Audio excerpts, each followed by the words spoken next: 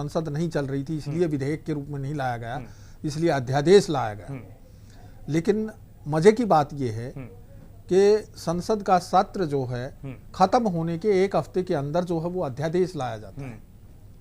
तो खत्म होने से 1 हफ्ता पहले बिल भी लाया जा सकता था, लेकिन इससे सरकार की मंशा साफ हो गई कि सरकार चाहती क्या है, भूमि अधिग्रहण के मुद्दे पर उनके विचार क्या हैं और वो किस तरीके से भूमि अधिग्रहण करना चाहते हैं, ये अध्यादेश से स्पष्ट हो गया। और अब उसी अध्यादेश को बिल के रूप में पारित करवाया गया लोकसभा में।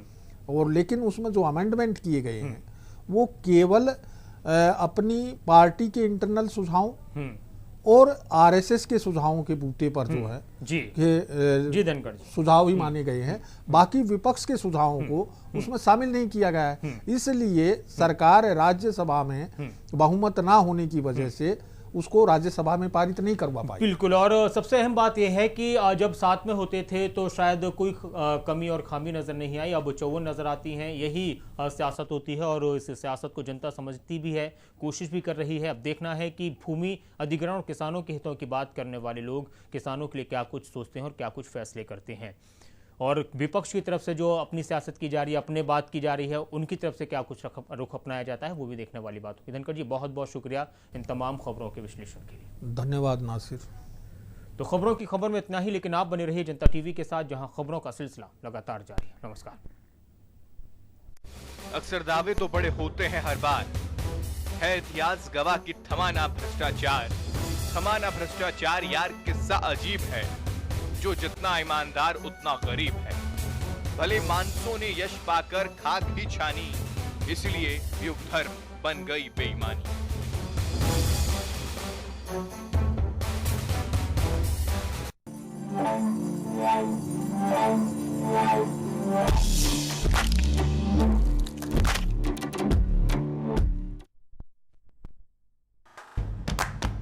हर नागरिक की एक पहचान, जन्म से लेकर मृत्यु तक, स्कूल से लेकर अस्पताल तक, सबका एक यूनिक नंबर। एक ही नंबर से हर जगह एंट्री, तो यूआईडी को बनाओ हथियार।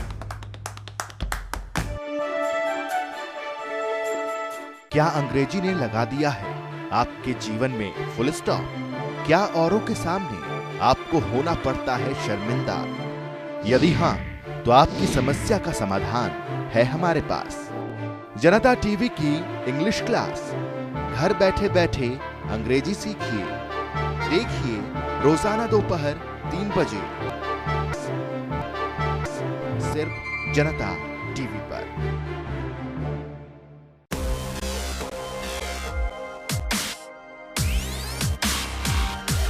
नमस्कार, 4 बज चुके हैं और मैं हूँ आपके साथ हेमंत केवलिया। मैं हूँ पूजा कव्या। नमस्कार, मैं नासिर कुरैशी आप सभी का स्वागत करता हूँ।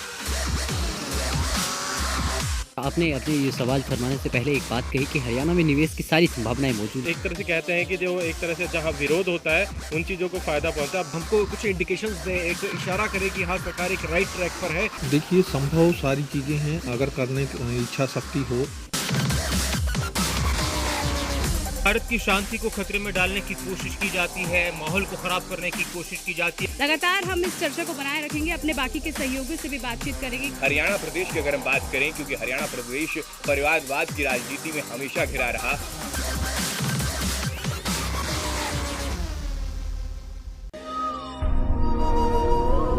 ऐ मेरे वतन के लोगों, तुम खूब लगा लो नारा, लहरा लो तिरंगा प्यारा। कोई भी देश परफेक्ट नहीं होता, थोड़े तो आजाद हैं हम, उसे परफेक्ट बनाना पड़ता है। थोड़ा और आजाद हो मेरा भारत। ये देश बदलेगा, हम बदलेंगे इसे। मुस्कुराते सपनों को छूता मेरा भारत। देखिए सोमवार से शुक्रवार शाम 6 बजे खबरों की खबर सिर्फ जनता टीवी पर।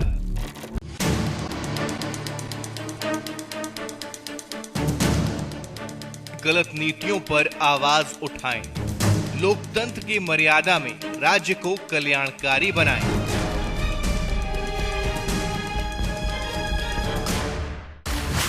अब जनता टीवी कहीं भी कभी भी जनता टीवी को ऑनलाइन या मोबाइल पर देखने के लिए टाइप करें www.jantatv.com।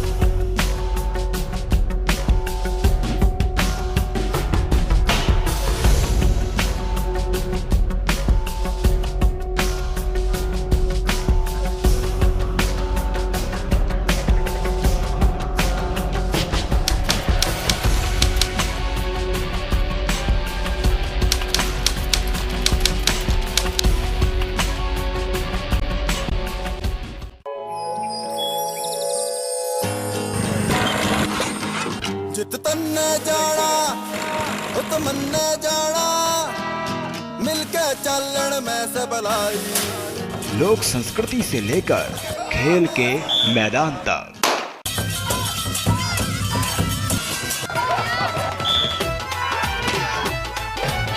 हरियाणा की संस्कृति का हर रंग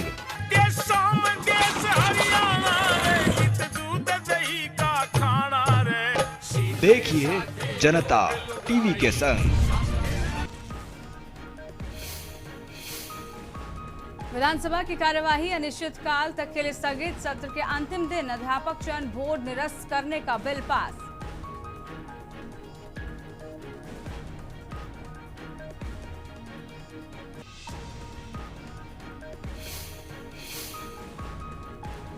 केंद्रीय राज्य मंत्री राव इंद्रजीत सिंह का बड़ा बयान, का हिंदी भाषी क्षेत्र और पानी मिल जाए तो छोड़ देंगे चंडीगढ़ का मुद्दा।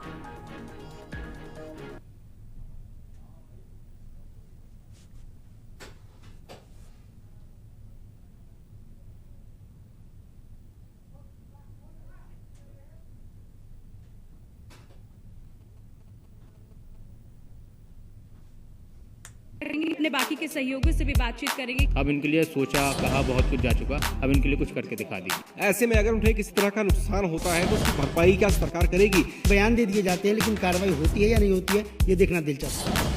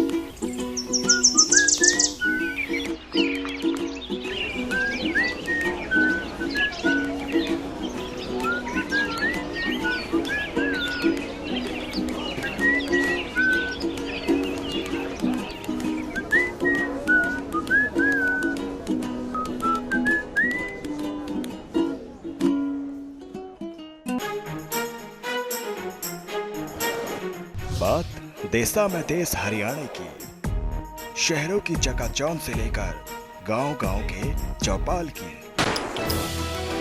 खेल के मैदानों से लेकर बात संस्कृति के हर पहलू की।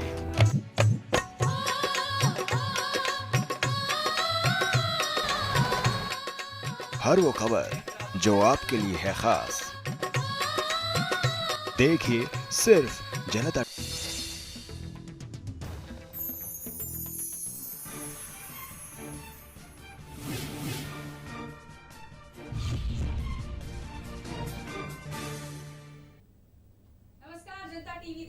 और आप सभी के साथ मैं हूं पूजा कव्या। बुलेटिन की शुरुआत करते हैं। सबसे पहले बात कर लेते हैं हरियाणा के मुख्यमंत्री मनोहर लाल खट्टर की, जिन्होंने सुचारू रूप से सदन चलाने के लिए सभी सदस्यों, विधानसभा के अधिकारी, कर्मचारी, सचिवालय के अधिकारियों का धन्यवाद किया। दरअसल मुख्यमंत्री हरियाणा विधानसभा के आखिरी दिन सदन को संबोधित कर रहे थे। इस दौरान विधानसभा के अध्यक्ष की प्रशंसा करते हुए मुख्यमंत्री ने कहा कि वर्तमान सत्र में पिछले 10 सालों में औसत जितनी बैठकें हुई हैं उनसे कहीं ज्यादा बैठकें इस सत्र में हुई हैं, यानी कि 13 बैठकें तकरीबन हुई है इस सत्र में। सदन की कार्रवाई को बड़े अच्छे और सुचारू ढंग से चलाते हुए सत्ता पक्ष की बजाय विपक्ष को, मेरे विपक्ष के मित्रों को बहुत बोलने के लिए सत्ता से भी ज्यादा समय दिया। मैं समझता हूं इतना समय देने के बावजूद शायद ही किसी माननीय सदस्य को आप तो बड़े अपनी बात रखना बाकी नहीं रहा होगा। विपक्ष के माननीय सदस्यों की मांग पर सदन की अवधि एक दिन के लिए बढ़ा दिया गया था। वर्तमान बजट सत्र में कुल 13 बैठकें हुई हैं, जो पिछले 10 सालों की औसत जितनी बैठकें हुई उनसे कहीं ज्यादा है। इधर चंडीगढ़ में कांग्रेस विधायक दल की नेता किरण चौधरी ने कहा कि बजट सत्र में कांग्रेस को बोलने का मौका नहीं दिया गया। उन्होंने कहा कि उनके 5 ध्यानाकर्षण प्रस्ताव और 73 सवाल थे जिनको मंजूर ही नहीं किया गया। किरण चौधरी ने मुख्य विपक्षी पार्टी इनेलो पर निशाना साधते हुए कहा कि इनेलो मुख्य विपक्षी पार्टी नहीं बल्कि बीजेपी की सहयोगी पार्टी है। इसके अलावा किरण चौधरी ने केंद्रीय मंत्री वीरेंद्र सिंह के जमीन अधिग्रहण के सवाल पर कहा कि बीजेपी लोगों को भ्रमित कर रही है और किसान विरोधी बिल लेकर आई है। क्या कुछ और कहा किरण चौधरी ने, हमारे संवाददाता पवन सिवर से आपको सुनाते हैं। कार्यवाही अनिश्चितकालीन के लिए स्थगित हो गई। इस वक्त हमारे साथ कांग्रेस के नेता किरण चौधरी बातचीत के लिए।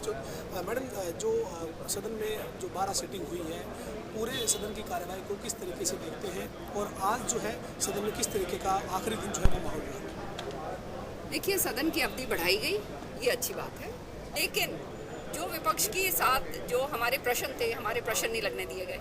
हमारे जो कॉलिंग अटेंशन मोशंस थे वो बहुत सारे इस तरह से उठा के फेंक दिए। 5 प्रश्न मतलब कॉलिंग अटेंशन मोशंस मैंने लगाए थे, उनका ये एक भी नहीं उन्होंने लगने दिया। 73 क्वेश्चन मैंने उठाए थे जो पूरे के पूरे पब्लिक इंटरेस्ट के क्वेश्चन है, पूरे हरियाणा के लोगों के हक के क्वेश्चंस थे कि जिसके अगर सदन पटल के ऊपर वो क्वेश्चन रखे जाते तो उसका जवाब मिलता तो लोगों को फायदा होना था। सदन में दूसरी जो मुख्य विपक्षी पार्टी है, आपकी सहयोगी पार्टी है, उसका आपको किस तरीके का सहयोग जो है सदन के दौरान मिला है? देखिए, जो विपक्षी पार्टी है वो बीजेपी के सहयोगी पार्टी है, विपक्ष तो हम हैं, लोगों की आवाज़ हम उठाते हैं, वो तो केवल सहयोग करते नजर आते हैं। मैम, एक सवाल है, चौधरी वीरेंद्र सिंह आज यहाँ पर ये उनका बयान है कि जो भूमि अधिग्रहण बिल है इसको लेकर कांग्रेस मिथ्या प्रचार कर रही है और ये किसानों के हित में है, इसमें किसानों की कहीं भी किसी भी तरह की अनदेखी नहीं की गई। और उन्होंने ये भी दावा किया कि वो जो है वीरेंद्र सिंह वो कभी किसानों का बुरा नहीं चाह सकते और कांग्रेस जो है इसमें झूठा प्रचार कर रही है। मेरी उनके साथ पूरी संवेदना है, क्योंकि उनको तो अब बोलना पड़ रहा है क्योंकि उन्होंने ये पेश करा है। लेकिन सत्य ये है कि बीजेपी हर तरीके का भ्रम फैलाने की कोशिश कर रही है। ये बिल सरासर किसान विरोधी बिल है और इस बिल के अगर ये बिल इस तरह से अगर ये चला गया तो इसमें किसान का बहुत नुकसान होने जा रहा है। सरकार जो है अपने आप को एक प्रॉपर्टी डीलर के रूप में पेश करने की कोशिश कर रही है इस बिल में, ताकि पूंजीपतियों को फायदा हो और किसान भाई जो है उसको नुकसान हो। किरण चौधरी का कहना है कि सदन की कार्रवाई में अवधि तो बढ़ी लेकिन विपक्ष को पूरे तरीके से बोलने का मौका नहीं दिया गया। इसके साथ ही किरण चौधरी ने यह भी साफ कहा है कि इनेलो ने जो सदन में मुख्य विपक्षी पार्टी नहीं बल्कि सत्ता पक्ष की मुख्य सहयोगी पार्टी की भूमिका निभाई है। कैमरामैन सोनू के साथ पवन सिवर, जनता टीवी, चंडीगढ़। इधर केंद्रीय राज्य मंत्री राव इंद्रजीत सिंह ने जाट आरक्षण को लेकर बयान दिया है। राव इंद्रजीत सिंह का कहना है कि जाट आरक्षण को लेकर जो फैसला लिया गया है उसको स्वीकार किया जाना चाहिए। साथ ही वन रैंक वन पेंशन के मामले पर बोलते हुए राव इंद्रजीत ने कहा कि सरकार वन पेंशन वन रैंक लागू करने को लेकर काफी गंभीर है और इसको लागू होने पर आने वाले वित्तीय बोर्ड की रिपोर्ट वित्त मंत्रालय को भी भेज दी गई है। सुप्रीम कोर्ट ने किया है, माननीय सरकार को करना पड़ेगा जब तक कि अपील के अंदर इसका उल्टा फैसला ना आ जाए। तो आज के दिन जो सुप्रीम कोर्ट का फैसला है, मैं तो समझता हूं कि ये हम सभी को मान लेना चाहिए। आगे अगर अपील के अंदर कुछ और होगा, सुप्रीम कोर्ट का जो भी फैसला होगा वो भी हमारे को माननीय होगा। हम पिछले 4-5 महीने से इसके ऊपर मंथन कर रहे हैं कि 1 रैंक 1 पेंशन का कुल मिलाकर के कितना खर्चा सरकार के ऊपर पड़ेगा, ये सरकारी कोष के ऊपर पड़ेगा। मन बना लिया है डिफेंस मिनिस्ट्री की तरफ से। मन बनने के उपरांत फाइनेंस मिनिस्ट्री को हमने जितनी संख्या है पैसों की वो तजवीज़ कर दी गई है, उनके विचाराधीन है। मैं समझता हूं कि जल्दी ही इसकी डिक्लेरेशन, अमाउंट की डिक्लेरेशन तुरंत हो जाएगी। बाहरी दिल्ली के बवाना में बने गैस पावर प्लांट का एक ट्रांसफार्मर फूंकने से दिल्ली सरकार के मंत्री भी टेंशन में आ गए हैं। दरअसल गैस पावर प्लांट में कुल 4 टरबाइन हैं, जिसमें से एक टरबाइन के ट्रांसफार्मर में आग लग गई, जिसका जायजा लेने के लिए खुद दिल्ली सरकार के ऊर्जा मंत्री Satyendra Jain power house plant पहुंचे। वहीं पत्रकारों से बातचीत करते हुए सत्येंद्र जैन ने कहा कि 1500 मेगावाट वाले इस प्लांट में 25% बिजली का काम उत्पादन होगा। साथ ही उन्होंने ये भी कहा कि प्लांट लगाने वाली कंपनी को ट्रांसफार्मर बदलने के आदेश भी दे दिए गए हैं।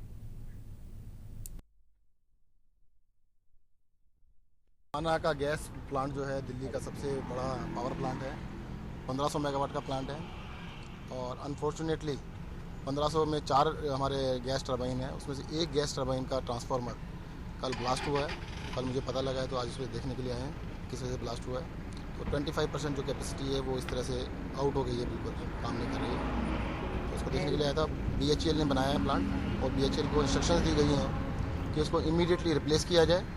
नया जब तक बनेगा तब तक के लिए स्टैंड बाई कहीं ना कहीं से इंतजाम करें ताकि गर्मियों के अंदर हमें किसी तरह की पावर की दिक्कत ना हो। इंद्री नगर पालिका चुनाव में पार्षद सुखविंदर कौर को सर्वसम्मति से अध्यक्ष चुन लिया गया है। चुनाव अधिकारी SDM अश्विनी मलिक की निगरानी में हुए चुनाव में 8 पार्षदों ने हिस्सा लिया, जिसके बाद वार्ड नंबर 1 की पार्षद सुखविंदर कौर को नगर पालिका अध्यक्ष चुन लिया गया है। इससे पहले फरवरी में 10 पार्षदों ने अध्यक्ष सुनीता बैरागी के खिलाफ अविश्वास प्रस्ताव डाला था, जिसके बाद सुनीता बैरागी को पद से हटा दिया गया था।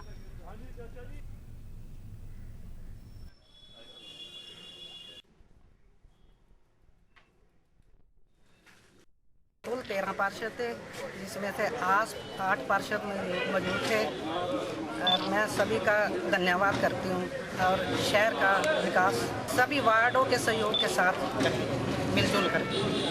आपको सर्वसम्मति से चुना? हाँ जी, सर्वसम्मति। मीटिंग में 8 सदस्य उपस्थित थे और सबने सर्वसम्मति से श्रीमती सुखविंदर कौर जो वार्ड नंबर 1 से पार्षद है उनको अपना प्रधान चुन लिया। टोटल कितने सदस्य हैं? टोटल 15 है और विधायक और सांसद जी को मिला के 8 उपस्थित हुए थे।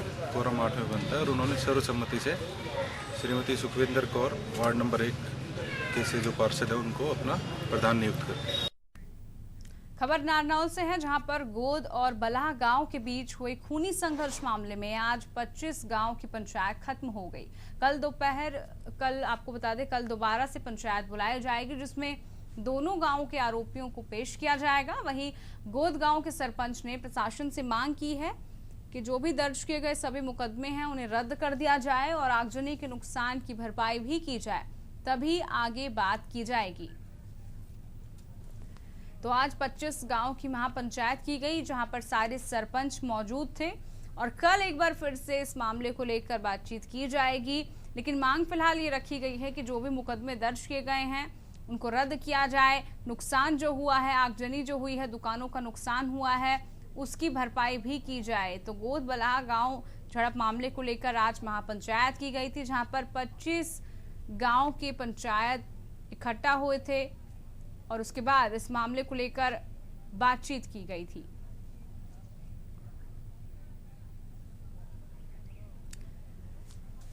तो बता दें आपको, बलाह और गोद गांव का मामला जिसको लेकर लगातार गरमाता हुआ नजर आया। 4 दिन बीत जाने के बावजूद भी इस मामले को लेकर तनावपूर्ण स्थिति बनी रही दोनों ही गांव में। लेकिन आज 25 गांव के पंचायत ने मिलकर महापंचायत की, जहां पर ये बात की गई कि समझौता किया जाए और कल एक बार फिर से दोपहर में इस मामले को लेकर बातचीत की जाएगी। एक और पंचायत की जाएगी जहां पर मामले को निपटाया जाए।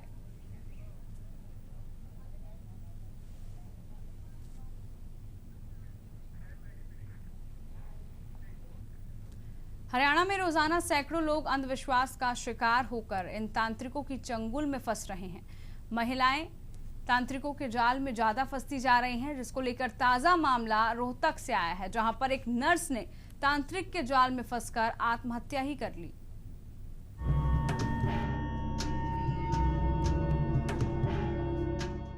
संतानहीनता, घरेलू कलह, वशीकरण, तबादला, सौतन मुक्ति, मुकदमेबाजी में जीत आदि का घंटों में चमत्कारी समाधान करने का झांसा देकर बाजार में न जाने कितने तांत्रिक और साधु अपनी दुकान चला रहे हैं। लोगों को बहला फुसलाकर बड़े पैमाने पर आर्थिक शोषण करने वाले तांत्रिकों की संख्या हरियाणा में दिन प्रतिदिन बढ़ना समाज के लिए घातक साबित हो रहा है। वहीं शहरों में बड़े बड़े होर्डिंग्स लगाकर ये तांत्रिक प्रशासन की नाक के नीचे से अपनी अंधविश्वास की दुकान चला रहे हैं। प्रदेश में रोजाना सैकड़ों लोग अंधविश्वास का शिकार होकर इन तांत्रिकों की चंगुल में फंस रहे हैं। आपको बता दें कि कमीशन एजेंट किसी भी संकट से घिरे लोगों को ढूंढकर या फिर उन्हें हसीन सपने दिखाकर बलि का बकरा बनाने के लिए इन तांत्रिकों और साधुओं के पास ले जाते हैं और इसके बाद उनका आर्थिक शोषण शुरू हो जाता है। ज्यादातर तांत्रिक स्वयं को महाकाली का पुराना उपासक, बंगाली काले, सिफली इलम के विशेषज्ञ तथा तांत्रिक शक्तियों का बेताज बादशाह बताकर सभी माध्यमों से प्रचार करवाते हैं।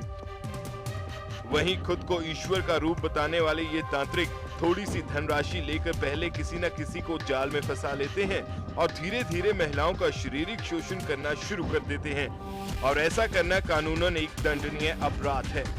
वहीं ताजा मामले की बात की जाए तो रोहतक में एक स्टाफ नर्स ने भी ऐसे ही एक तांत्रिक के जाल में फंसकर अपनी जान दे दी। बहरहाल देखना ये होगा कि समाज में बढ़ते तांत्रिकों के जाल को प्रदेश सरकार कैसे रोक पाती है। ब्यूरो रिपोर्ट, जनता टीवी।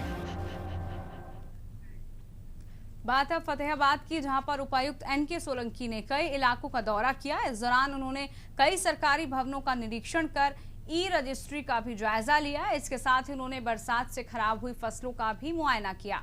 विभाग के अधिकारियों को निर्देश दिए गए हैं कि वो 31 मार्च तक गिरदावरी और फसल नुकसान की रिपोर्ट भी पेश कर दें। साथ ही उन्होंने किसानों को आश्वासन दिया है कि उनकी फसलों की खरीदारी और उसका समय पर भुगतान भी सुनिश्चित किया जाएगा।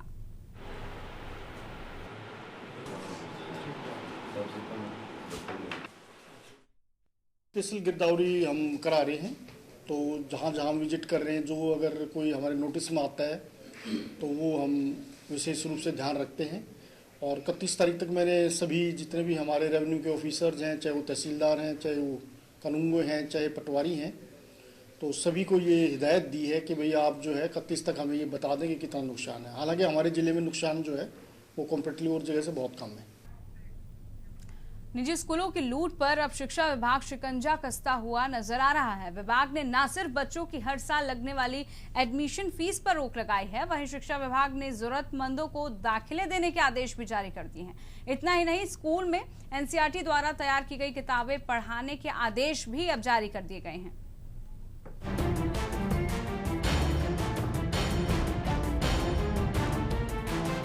देश में सभी को शिक्षा का अधिकार है, पर निजी स्कूलों ने एडमिशन फीस के नाम पर जो लूट मचा रखी है उस पर अब शिक्षा विभाग सख्त होने जा रहा है।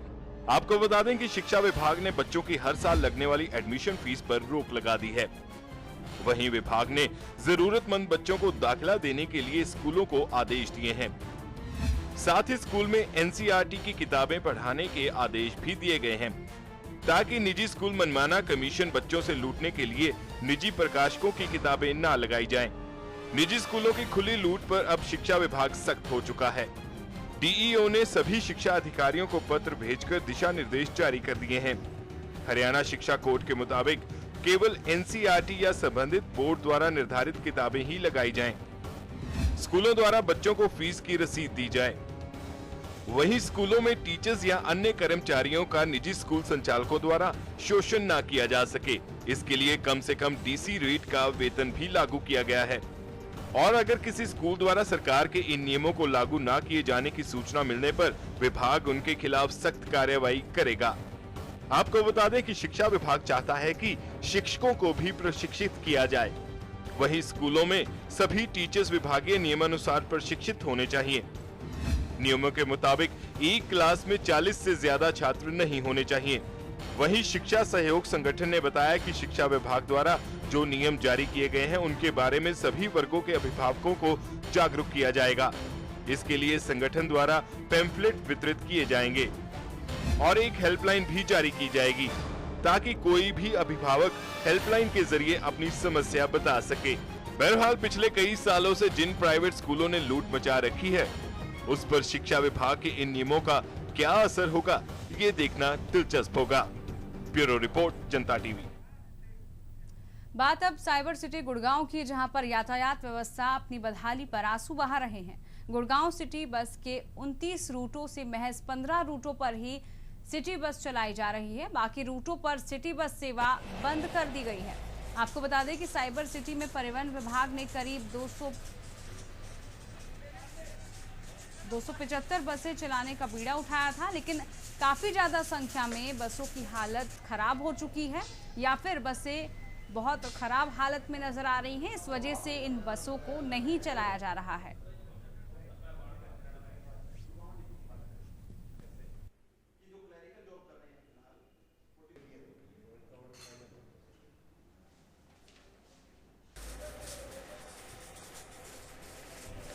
जब सिटी बस सर्विस चलाई गई थी तो 29 रूट निर्धारित किए गए थे।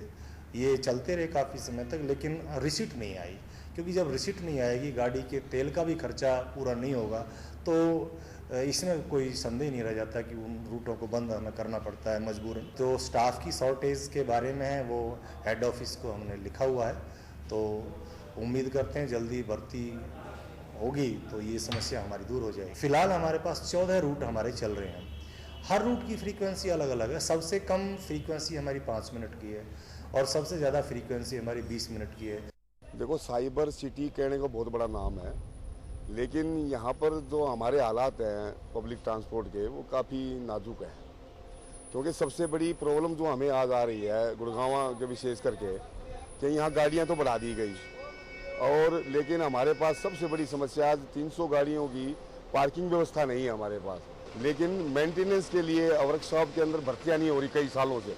हम लगातार मांग कर रहे हैं सरकार से, पिछले 10 साल हम हुड्डा सरकार थी उसको मांग करते रहे, लेकिन आज तक कोई भी वर्कशॉप में भर्ती नहीं की जा सकी है, जिसके कारण हमारी जो गाड़ियां हैं आए दिन रोड पर खराब होती हैं, जिससे एक तो हमारे विभाग की छवि खराब होती है और पब्लिक परेशान होती है।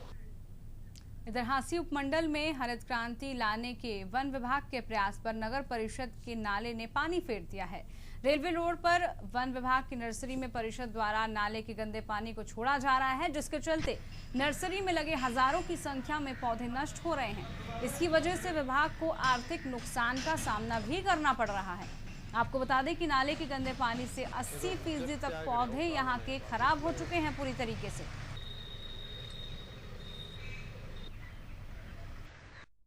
ये नगर परिषद का नाला है जो इसका पानी ओवरफ्लो हो गया, हमारी नर्सरी में भर गया और इससे हमारे लगभग 50-60 हज़ार पौधे जो सोइंग कर रखी थी वो मर चुके हैं। गंदा पानी तो सारा बस्ती का गंदा पानी आओ है, इन नाला ना आगे कोई सोर्स है ना कोई सीवर है, इसलिए ये पौधे मरे हैं सारे। तो नगर परिषद वालों को हमने बार-बार संपर्क भी किया, परंतु इन्होंने कोई ध्यान नहीं दिया इस बात पर। बस कोई रिस्पॉन्स नहीं दिया, उन्होंने फ़ोन काट दिया। तो मतलब जेई वगैरह से बात हुई हमारी, तो उन्होंने फ़ोन काट दिया। और तो बाकी 2-3 साल से प्रॉब्लम है नहीं किया। मैं तो अभी आया हूँ 2-1 महीने से, तो मैं एक बार मेरे आते वक्त फ्लड हुई है, मेरे आने के बाद अभी मतलब फ्लड हुई है नर्सरी। पहले तो पानी क्यों मेरे को पता नहीं है क्या हुआ क्या नहीं हुआ, तो मैंने तो सिर्फ निजी तौर पर संपर्क किया इनको। इन्हें कहा हमारे सचिव पर डबल चार्ज है, फलान है, देखेंगे। अभी आए थे वो, बोले हम तो एस्टीमेट बना देंगे। तो नाला गलत है, ये सरकारी ज़मीन में नाला बना रखा है, इन्हें कोई परमिशन ले रखी हमारे से और पहले से बना हुआ है ये। यमुनानगर के सुढ़ेल गांव निवासी प्रदीप का शव 7 महीने बाद सऊदी अरब से उसके गांव पहुंचाया गया। प्रदीप की सऊदी अरब में 7 महीने पहले मौत हो गई थी, लेकिन शव को यहां लाते लाते 7 महीने का समय लग गया। दिसंबर साल 2014 में प्रदीप की सऊदी अरब में मौत हो गई थी और उसका शव बाथरूम में पड़ा हुआ मिला था। शव को लाने के लिए प्रदीप के परिजनों ने कई बार प्रशासन और सरकार से गुहार भी लगाए, लेकिन इस मामले में कोई सुनवाई इन लोगों की नहीं हुई और शव को गांव लाने में 7 महीने का लंबा वक्त लग गया।